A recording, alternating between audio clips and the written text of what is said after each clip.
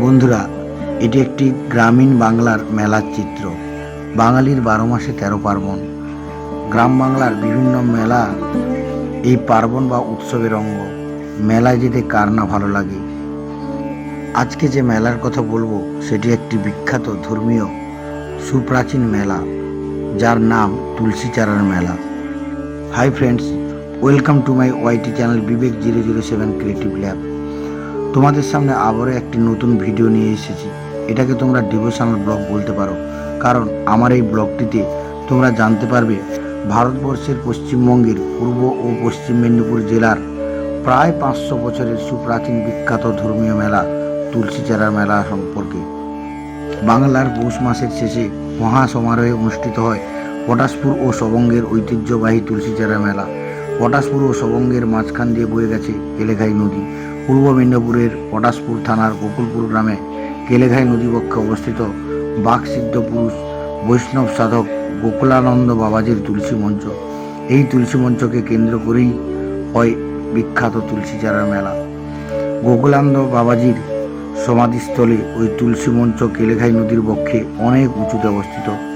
কথিত মকর সংক্রান্তির দিন কেলেঘাই নদীতে পুণ্য স্নান করে 3 মুষ্টি মাটি ওই উঁচুতে গোকুলানন্দ বাবাজির মঞ্চে দিয়ে প্রণাম করলে ভক্তদের মনোবাসনা পূর্ণ হয় ও ফি বছর লক্ষ লক্ষ পুণ্যার্থীদের আগমনে তুলসী চারা মেলা বিখ্যাত হয়েছে।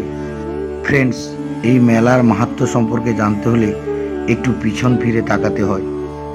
গোকুলানন্দ বাবাজির জন্মস্থান ছিল কেলেঘাই নদীর ওপারে পশ্চিম মেদিনীপুর জেলার সবং থানার কোলন্দা গ্রামে এবং পিতৃভূমি ছিল পূর্ব মেদিনীপুর জেলার পটাশপুর থানার গোকুলপুর গ্রামে।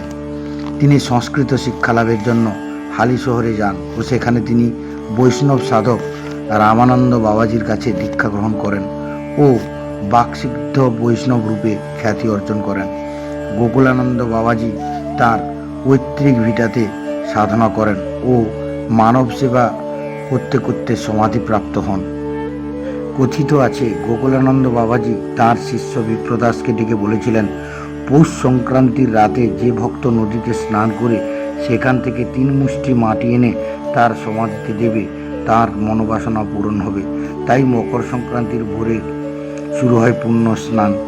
এই সেই তুলসী মঞ্চ এবং পুণ্যার্থীরা কেলেঘাই নদী থেকে মাটি নিয়ে 3 মুষ্টি মাটি নিয়ে ওই মঞ্চে দেয় তাদের মনোবাসনা পূরণ করার জন্য। বন্ধুরা, তুলসী চারা মেলা 2টি খণ্ডে বসে।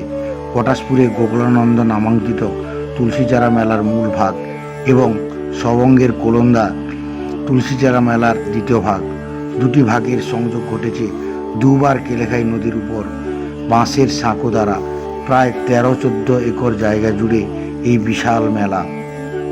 মূল মন্দির প্রাঙ্গণে ভোগ এবং ফুলমালার বহু দোকান।